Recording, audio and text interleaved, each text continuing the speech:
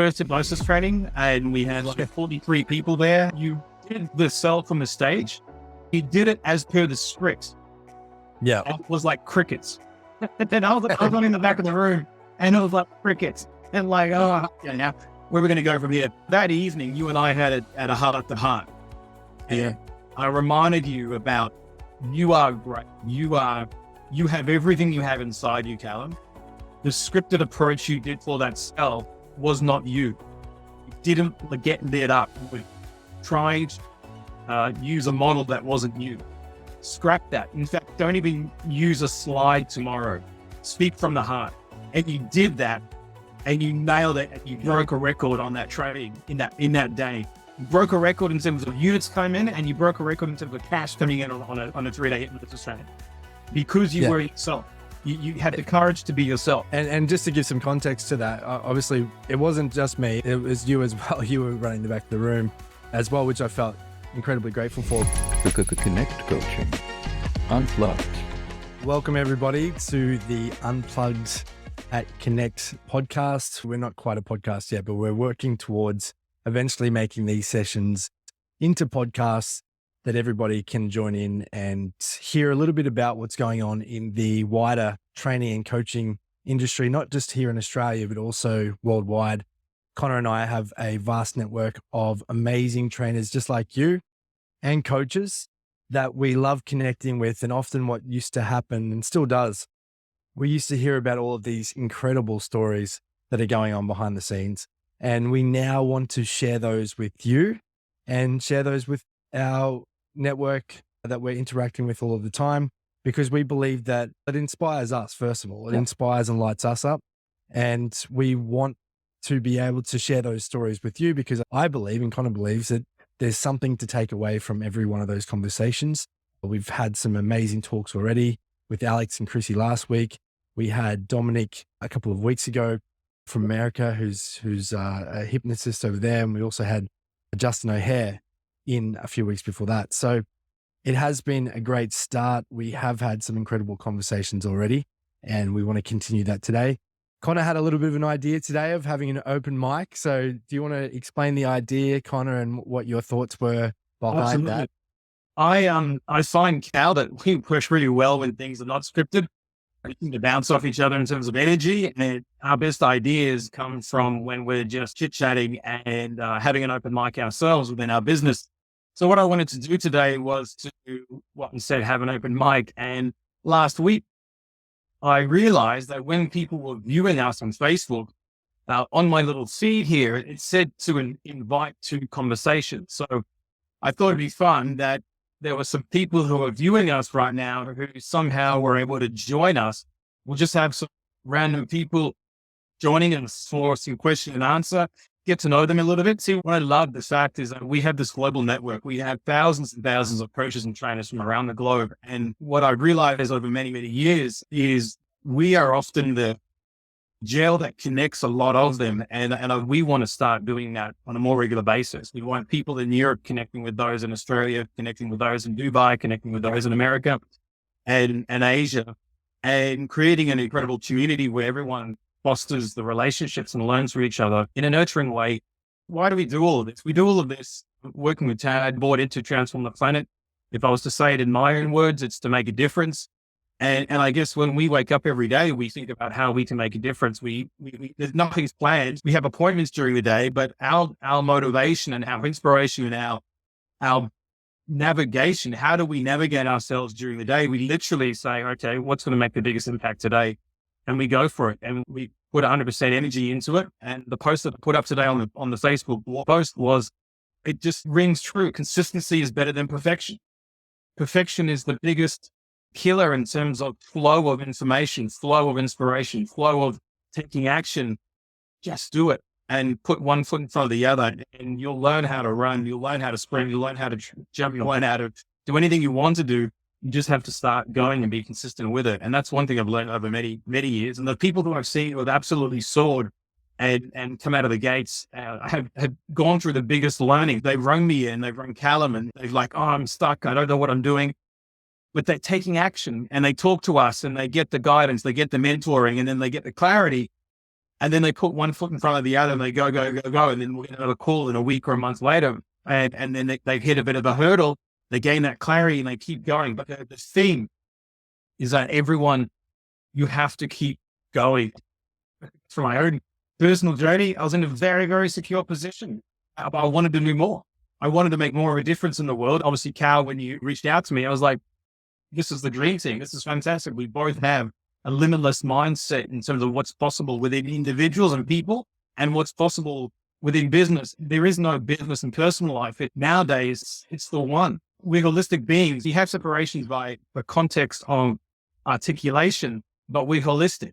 You can't have a great day at work and not let it impact you at home. You can't have a really awful morning at home and not have it impact you at work. It's all one. So how can you get lit up in every area of your life? That's what has driven me for a long, long time. And I know that's what drives Kallum. I'm getting a message here. While we wait, guys, if you're in the chat room and you have questions for us, please feel free to put them in the chat. Or if you'd like to jump on live with us, we'd love that as well. I really got a lot out of that post you did this morning. I think I have some ideas of what it means to me. It's a big part of why I called one of our trainings Present Perfect, because after training, coaching and mentoring thousands of trainers over the last 6 or 7 years, I noticed that one of the biggest things that impacted them from coming to trainers training, or one of the biggest things that impacted them from actually putting on their first practitioner training or their first weekend event, was typically because they were always getting ready to get ready. They were perfecting the pre-study. They were perfecting each topic. They were perfecting everything that they were doing. And what that actually did was it was preventing them from getting started in the first place. And I heard this wonderful quote once, I think it was by Shendel Labrazetta, who said that perfectionism is just avoidance with lipstick on.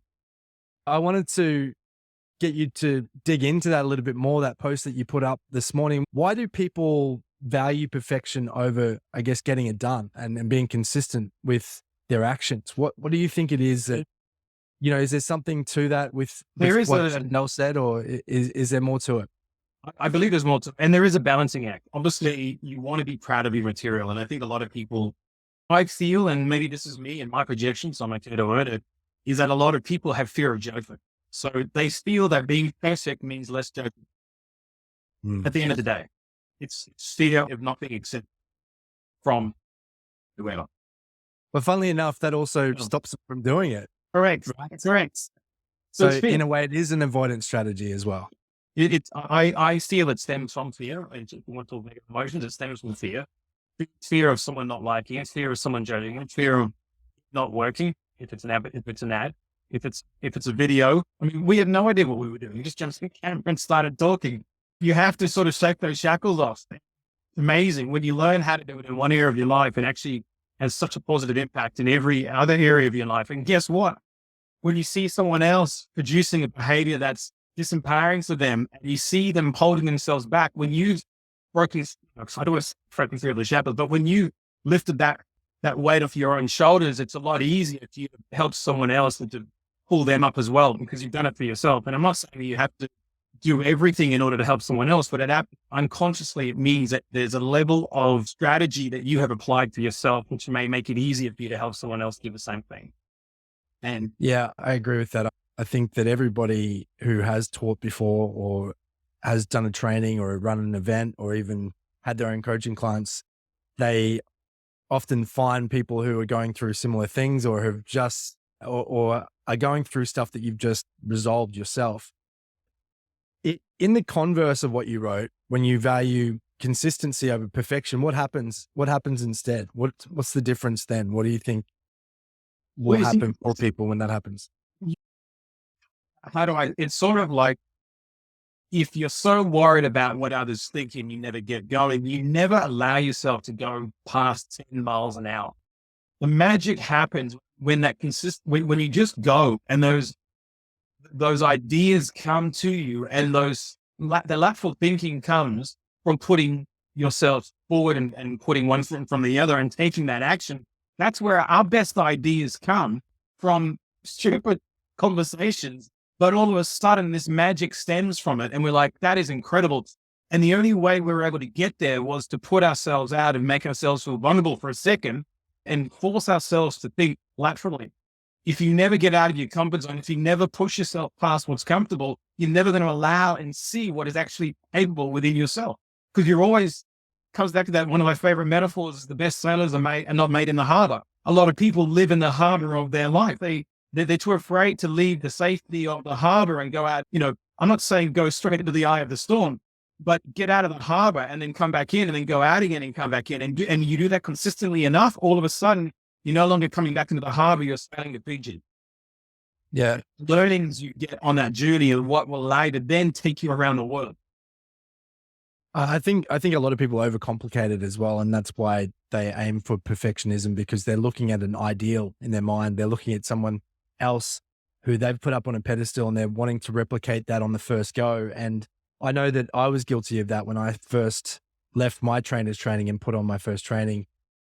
It took me a couple of trainings. I think it was my second one. And I've told this story before, where I had somebody in there that I thought very highly of, and they were saying that I wasn't being myself. I was almost being like a robot because I was mimicking somebody else so much so that I wasn't having my unique personality shine through the work, my unique energy shine through the work. And that's what originally people bought into in the first place. Yeah. So I think that, there is a story about you on your first hypnosis training, and we had like 43 people there, and you did the sell from the stage, and you did it as per the script. Yeah. It was like crickets. And I was in the back of the room, and it was like crickets. And like, now where are we going to go from here? So that evening, you and I had a heart to heart. And I reminded you about, you are great. You have everything you have inside you, Kallum. The scripted approach you did for that sell was not you. You didn't get lit up. You tried use a model that wasn't you. Scrap that. In fact, don't even use a slide tomorrow. Speak from the heart. And you did that, and you nailed it, and you broke a record on that training in that day. You broke a record in terms of units come in, and you broke a record in terms of cash coming in on a 3-day hypnosis training, because you were yourself. You had the courage to be yourself. And just to give some context to that, obviously it wasn't just me, it was you as well. You were running the back of the room as well, which I felt incredibly grateful for. But one of the things, like to give some context to that training, I was asked to do that training, I think a month or two before. I remember Tad calling me on New Year's Day. I was living in Bondi at the time, so you could imagine where my head was at. And I just said yes to it. And I had never taught that training before. And in actual fact, hypnosis at that time wasn't something that I really felt that comfortable with teaching anyway. I hadn't seen that many clients for hypnosis. I'd done quite a few quit smoking sessions, but I hadn't really been drawn to the hypnosis. I was more aligned with the NLP side of things. I said yes anyway. I worked my bum off to get everything together, and a big, huge thank you to Brad Greentree for helping me out with that as well. I remember the night before that training, I didn't sleep a wink. Like, I literally did not sleep at all. I laid in the bed with my eyes open. My brain was just going a million miles an hour with all of the things that I needed to do the next day. And I was overcomplicating it. I was thinking too much about it. I was too much in my conscious mind, to put it that way, for people who have been trained before. And I remember that conversation you had with me after that first pitch, because just before we had the conversation, I was in the bathroom splashing cold water on my face, trying to work out how I was going to come back from that one, or whether or not I'd still have a job at the end of it. But the key was exactly what you said. It was just to be myself. And I think that is a big part of what these unplugged conversations are about. I want to, and I know you do as well. We want to show people that there's this whole spectrum of different ways that you can teach this, or any of the modalities that you teach. There's so many different energies out there. There's so many different personalities out there. And I think it's really important that people be themselves, because you're going to attract your audience by doing that.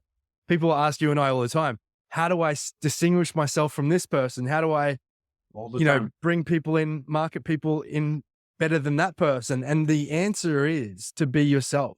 The answer is to be uniquely you and be honest about the things that you're into, because that's how you build your audience. It's how you show people, hey, I'm over here and this is what I'm about. Maybe you're aligned with that too. And let's talk. I think that's the fastest way to building your business from the start. 100%. I think we had this conversation with one of our clients last week, I think, and it was, how do you be yourself? Oh, well, what happens when you try to be someone else is you wear a mask. You wear a mask over here, you wear a mask over here, you wear a mask over here, you wear a mask over here.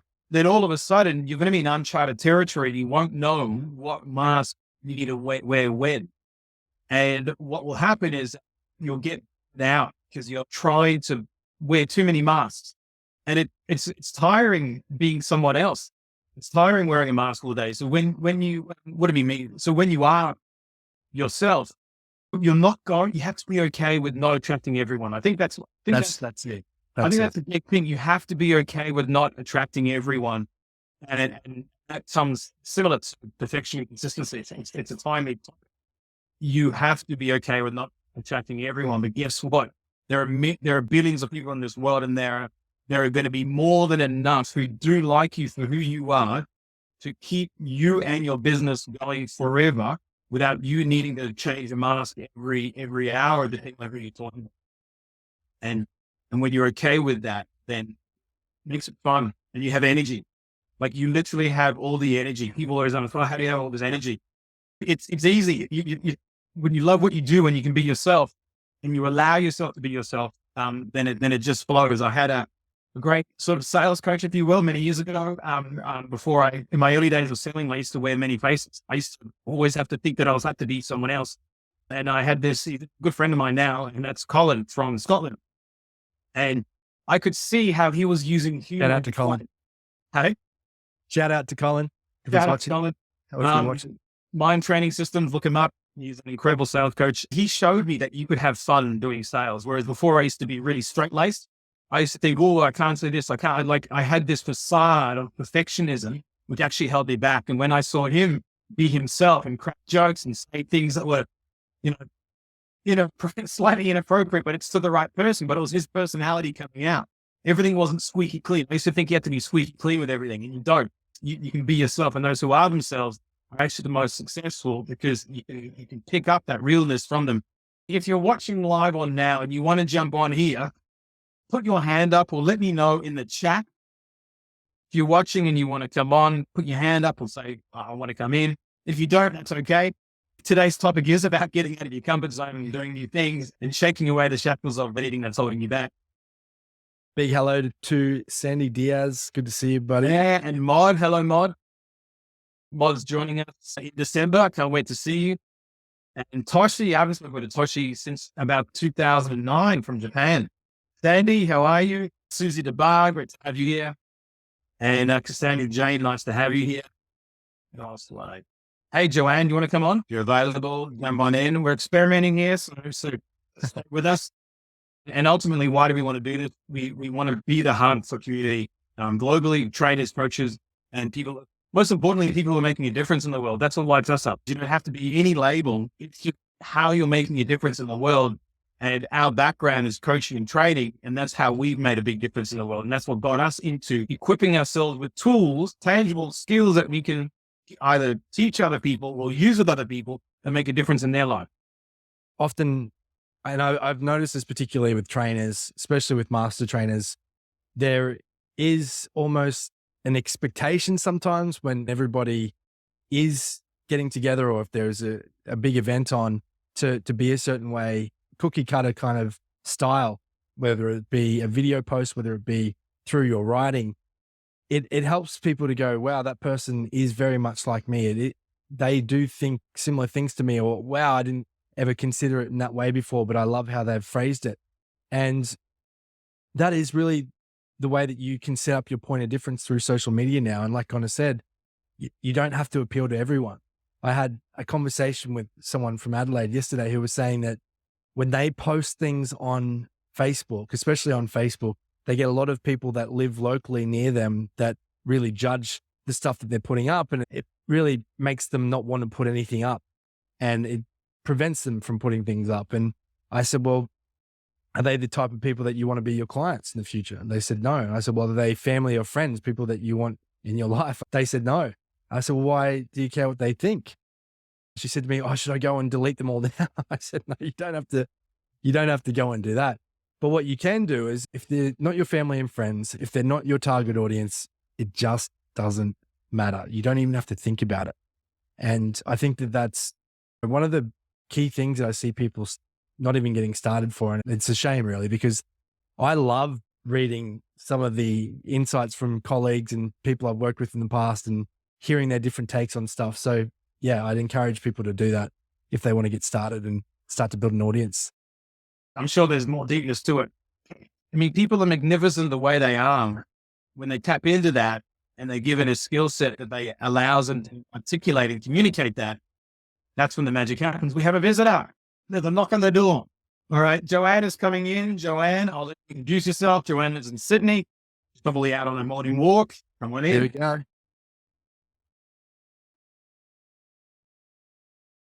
And how are you? Hi. Oh, wow. This is fun. Just doing an impromptu, isn't it? Absolutely. Well, good. Here we are. Awesome Nice to stuff. have you here. Thank you for jumping in. Hey, Another this is fun, amazing- isn't it? A parent that is changing the world by their transforming the life of their little one at the same time. Yes, that's absolutely true. Yes. My journey first started with you guys in the training room with Tad James' company. Yeah. Yeah, transformational for me and my little girl. Yeah. Let us know a little bit about, I mean, we know, but share with the world what you do. What lights you up? Oh, what lights me up? Well, what's always lit me up is helping people. So I first started out in a naturopathic clinic many years ago, and then I ended up getting into nursing for the past 20 years. And then through a marriage breakdown, I wanted to know why and how all that came about. And I was quite disillusioned with counselling and psychology because I wasn't getting the answers that I wanted, because I knew there was something deep within me, right?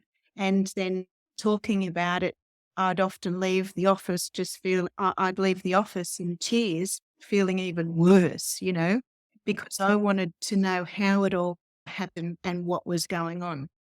And it wasn't until I started the coaching and understanding how the unconscious mind works, how the conscious mind works. And then, of course, also we have another field of information that we're connected to as well. So when I started working with you guys back then, I was right in the effect of everything that was happening in my life. But as I started doing the work, the coaching, it started to make sense. And then I thought, oh, now I know how and why that was all happening. And then I started to shift my perspective around all of that, and then just really changed my whole orientation in the way that I understood how human nature works and how we're meant to grow and evolve from these certain experiences. How we make up the beliefs, from childhood, from our experiences. And then equipping me with the language that I can use now to change my own internal dialogue and also help my little girl. So And- important. I know, Kallum, it was absolutely life-changing, I mean, It's amazing just to watch how much you've changed. Just the congruency in everything that you say, the certainty in your articulation, and just the way that you shared that story with us is quite incredible, because I remember the first initial conversations that we had, and you were a totally different woman back then compared to yourself now. And it's quite interesting. The conversation that Conor and I were having before you came on was about consistency over perfection. And I remember after you'd been certified in the trainings, you were wanting to know, oh, how do I get started? What do I do to get the ball rolling? How do I start seeing clients? And I felt like you were wanting to get everything perfect before you got started. But I've seen in recent times a huge shift in that as well. I've seen you putting yourself out there quite a lot more. What's been the catalyst for, your change in thinking when did you decide, no, I am just going to move forward with putting myself out there now, building this business that you want to build and shaping it the way that you want to shape it? Okay, so well, then this is part of me going to tag on from what Callum was saying before, and that is just showing up and being yourself. Mm.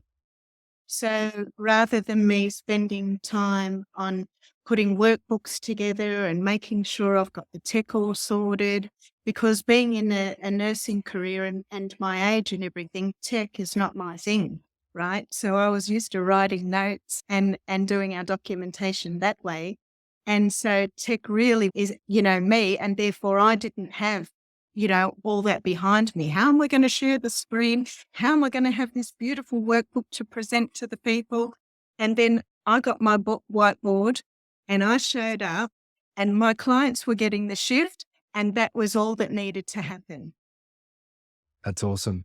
Yeah, that makes. I'm a bit guilty myself. When I when we went out on our own, I was not the tech savvy one, and my videos, it was all make it up as you go.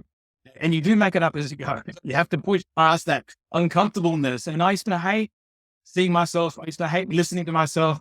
But again, you just have to overcome it. And you do that by making a decision. And then you have this. I was actually replying to a LinkedIn post the other day. When you truly believe in your mission and what you're doing and why you're doing it, it's like any of that, a lot of that stuff just melts away. It no longer becomes a thought in your head anymore, because you're so focused on going forward and you're so focused on helping the people in front of you that you don't have the headspace to accept any of those doubts about your own self anymore, because your focus is all here. Or if someone does say something, it's like, what if that's about? It's a lot easier to make that shift from feeling at the effect to going back on the core side, because you get plugged into your why and that drives you forward. And I've seen you grow over the last 6 months, I think, Joanne, and I think I've even mentioned to you a couple of times. I've messaged you, so keep up the content, just keep doing it, because some of the best ideas Cal and I come up with, some of the best learnings we have, it's in fumbling our way through words, and then all of a sudden a golden nugget comes out, and then that's what we put up. We have to, what is it? Put our hands in the mud before we can get to the roses, or I'm sure there's an expression like that somewhere. And the more you do it, the easier it becomes. It's almost like you're shining a light in front of you, like a torch when you're camping, and you can only see so far in front of you. So until you take that step, you can't uncover the next step after that or the next step after that. And just like we had those light bulb moments come on when we flesh out ideas through externally processing. We even say that to each other. We always frame it. It's a funny frame that we use with each other all the time, which is, I just need to externally process this, or I'm going to externally process this thought. It allows us then to gather our thoughts, unpack our thinking completely, and then move forward from that point. And I think the same said when you put up your first post, or you do your first training, or you see your first coaching client, there's no possible way that you can get the learnings you need to take the step after that in your mind sitting at home.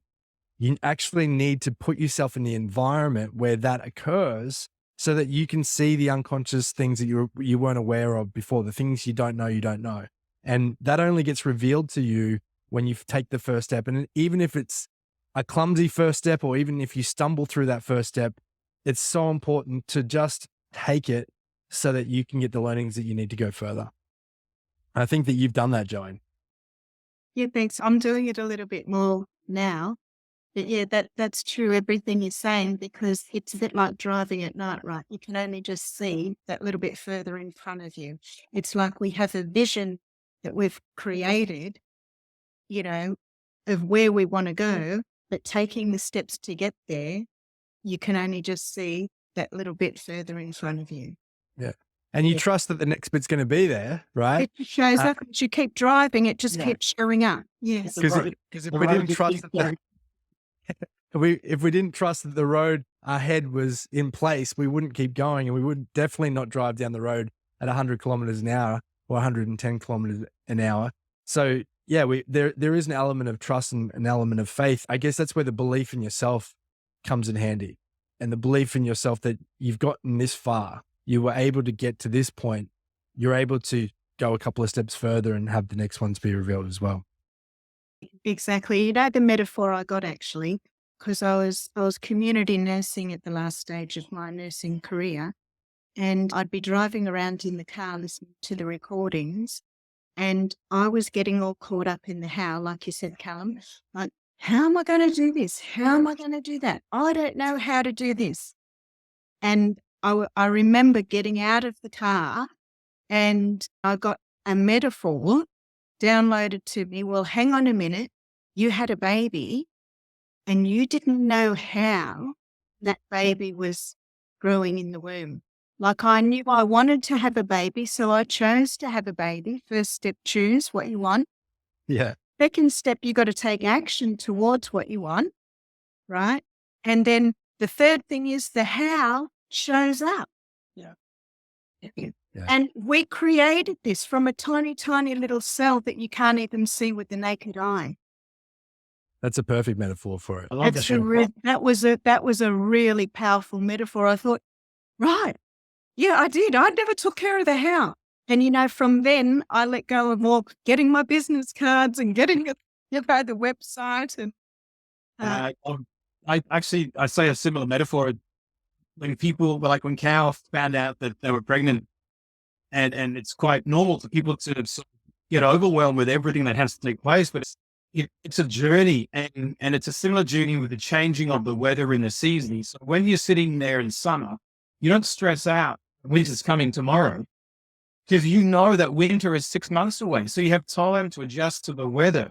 You have time to put on more clothes. You have time to change things in your house and get the heaters out and so forth and so on. It doesn't just happen tomorrow. When you can look at it that way, it's progressive growth. It's a progressive change, and it's not that. It's actually not bad. It's okay. Everything's going to be okay. yeah, that's right. So I just had a post on my page the other day actually about, you know, do you choose to change or do you wait for a crisis to happen? You know, because working in the hospital for many years, and even my own experience as well, hit rock bottom before, you know, I choose to change. And I think what the coaching has taught me and given me is that no, we have the power to change at any given moment. All we have to do is choose it. You don't have to wait until you're empty before you say no. There's a, sort of like prevention is cure, if you know what I mean. So it doesn't, you know, a lot of change does happen. I mean, all change happens outside of the comfort zone, but most of the time change happens when things do hit rock bottom. That's when people have no other choice but to change. And then, like you just said, when you do tap into coaching and connect with people and show them, it's showing them a different way. If someone doesn't know any other way but walking from their house to the supermarket every day, they don't know that. If that's all they know, I should say. And then all of a sudden you show them in a car, they'll jump on that. I'll jump in that straight away. And that's what I feel coaching does. And that's what I feel this whole industry does, is that allows people to make that change without needing it to get very bad. But the strategy of waiting for it to get bad is all they know. All they know is walking to the shops. They have no conception. They have no neurology of what a car is. So when you turn up, and that's where sales comes in. If someone's walking to the shop every day and they've been doing it for 20 years, you actually have to sell them the idea that they can do it quicker. They probably won't believe you at first. No, you can't do that. You have to sell them the concept that they can get to their destination quicker, or they can make changes quicker. And it's bizarre. I've done it for 20 years, actually selling people the notion or the idea that they're capable of more. You have to reframe them. You have to change their belief about themselves that they are capable of more. And once that envelope is open, that's when they're okay to accept, hang on, maybe I can do more in my life. Maybe I can achieve more. Maybe I can earn more money, get the relationship, lose the weight, whatever it is for that person. But sometimes you're up against the boundary. You have to linguistically, crack open that nut before they accept that there is a better way or an easier way, or, whatever suits that person. Absolutely. Absolutely. In my experience, there's a lot of fear around that because all those beliefs were created at one point in time to keep us safe, Correct. keep us belonging. And so now to step into that new identity, this identity, it's a threat to the survival. It's like, oh, hang on a minute. If I was to have that, then you're saying that I am worthy and that I am capable, or that I am enough. What's going to happen to this identity that has a belief that I'm not worthy and I'm not capable? You see, and that's a threat to the survival. And so this is where my style of coaching I've chosen to step into creative development, where it's a towards, in our NLP language, it's a towards, we're moving towards. We're not moving away from what we don't want. We're moving towards what we do want, regardless of this belief, because that belief was created by us to keep us safe. And it was created with a positive intent because we needed to belong in the family, in society at that point in time. So it's not a negative. So I'm interested because it's been a little while since we've connected about your business. What is it that you mentioned that it's more of a creative style of coaching? I'm excited to hear about it. Can you share a little bit about that with us? Yeah, sure. I first get people into a creative orientation. I ask them what it is that they would love to create in their life. Is it more abundance in finances? Is it abundance in love? Is it health and vitality? So I get them to come up with a choice, because even my uncle, he was diagnosed with cancer.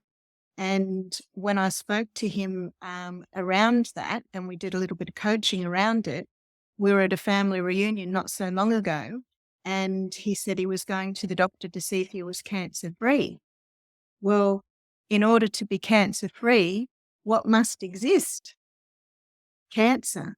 So the creative orientation is, Uncle Steve, can you focus on health and vitality? And what do you do when you have a strong, healthy and vital body? Oh, I go surfing. I'm out with my mates. I'm going for walks on the beach with his wife. You're spending time with the kids. What are you eating when you're focusing on health and vitality? What are you drinking? So all the orientation, all the messages that are going to the new cells that we're regenerating every single day, those new cells that are coming into the body are now getting a different message. They're not going into the community with the old cells and doing the same thing, running a pattern, right? So focusing on health and vitality, well, no cancer lives in that body. So I change his internal dialogue, all the senses, visual, auditory, kinesthetic, the smells, what are you eating, what are you doing, and start creating that. Because 95% of your body is still okay. You've still got your eyes and ears and arms and legs, and you've still got people who love you. Your heart and lungs and liver and kidneys, everything is still working. So let's focus on that, take the action that we need to deal with the doctors and do the necessary steps that we need to do there. But all our emotion and our attention is on creating a strong, healthy and vital body. I like that because your actions are another form of communication. And it's not just our thoughts that communicate things to our body or our mind or our cells, as you put it, but it's also the actions. And our cells respond to the environment that they're in. So if you are putting yourself in an environment whereby you are living a healthy and vital life, then your body, your cells respond to the environment that they're in. So I think that's incredibly powerful. So your whole focus is more around creating coaching solutions through the positive actions that are based on the outcome rather than focusing too much on the problem, if you will. That's right. But it's not negating that the problem's there. It's even in my experience following the breakdown of my marriage, I went into scarcity. I went into, oh my goodness, how am I going to take care of my little girl, like financially and working? And I had to shift all my values around being the mum that I wanted to be and the time that I wanted to allocate to her. And so in that lack, what do you get more of? Oh, the hot water service was breaking down. The car was breaking down. Like everything you could imagine was going wrong that was costing me more money because that's where my focus was. But when I jumped on a ferry ride and went across the harbour to the Opera House and the Botanic Gardens, I thought, hang on a minute, this is abundance. I am the seed that's going to grow. So what seed am I planting? Well, you don't have to be living in a multi-million-dollar house to feel abundant. You can be abundant right now. In fact, I've worked with people in the community nursing that are in some of those multi-million-dollar houses and living with depression. Mm. So you see, that's putting the power outside of us. And I'm teaching, no, the power is within us. Absolutely. So then you've got quite a extensive knowledge base in this industry. So how long were you a naturopath, or you studied naturopathy? Naturopathic, no. So I was working in a naturopathic clinic, a very highly successful naturopathic clinic, where we sold amino acids, vitamins, and minerals all around the world to patients. We were making up postage orders, and it was a clinic where we used to do a lot of treatments as well. Castor oil packs, to strengthen the immune system and break up lesions and adhesions. And then how long were you doing that for before you transitioned into nursing? I was there for 10 years. Wow. And then you went into nursing. I went into nursing, like, can you Interesting. I know. But they're the doors that were opening, right, Yeah. Connor? I started doing some home nursing because when they went back to America, I started doing some home nursing. And then I had to take one of the clients that I was working with to the hospital. And when I saw an emergency in there and the whole team got together, to take care of this patient, my hairs were standing on end. I had a couple of the community nurses come to the home for this patient that I was taking care of. And they said to me, "You're too young to be doing this. Go and work in a hospital and be part of a team." But I was quite timid then. I didn't, and I certainly didn't want to go to university and all that sort of thing. And I was saying, no, I'm just going to stay at home and do this and, take care of people at home in their environment. But when I saw that, I thought, oh, yes, I want to be a part of this. Sign me up. Sign me up to hear of that. And those doors, that's how it's opened for me along the way. And that's what happens with coaching as well. When I went to that transition from nursing, which is pretty specific in terms of everything that has to be done, when and where, and it's all regimented in order, to then coaching, which is a bit more free flowing with your clients. What was the transition from nursing to coaching? Well, so I got into the coaching through the separation of my marriage, as we said earlier, and then having the experience of the coaching, I was still working full time at the hospital, but then I started just using these language patterns, with the patients, and in the end, they were calling me the angel nurse, right? Because their wounds were healing, like I'm talking chronic ulcers, diabetes, psoriasis, and dermatitis, simply from changing the language around that, and I was witnessing this, and the patients were really feeling it as well. And then because things were changing at the hospital, as you know, with the COVID, and then plus I was ready to step into the coaching as well. I thought I went on long service leave last year, and I was seeing some more one-on-one clients at home, and really, seeing the shifts that was happening there. And plus, I wanted to create more of a lifestyle for me, my daughter. I wanted to walk her to school and pick her up. So I wanted to create a new life for me and her. And so then I knew it was time for me to take that step. And after wearing a uniform for 20 years, right, it was a big identity shift for me as well. Congratulations on taking that step back in yourself, even though you didn't see the full road ahead of you, you knew it was going to be there. I knew that's where my heart was. I knew this is where I love nursing. It's a great profession and I love the hospital. We do absolute miracles in there. I just knew that it was time now for me to go and help people in a new way, a more expanded way that's in alignment with everything that I've culminated over my years of experience and treat people more holistically. Yeah. And here we are, and Cal and I are on our fourth Connekt Coaching Unplugged, and you were literally just watching us. And Yeah, it's so good. So good to have you. I don't And even, I haven't even got my lipstick on, have I? It's great. Like the motivation for Connor and I are very similar, stepping out onto our own 2 feet. And, that was where our heart was. We wanted to do things in a different way. And like you with your daughter, having that time to be able to go and drop the kids off or pick the kids up when needed. Often being in the training room, it was impossible to do things like that. And, Connor's kids are at that age now and mine are coming into it where, there's just so much fun and awesome times to be had, being able to hang out with them and interact with them.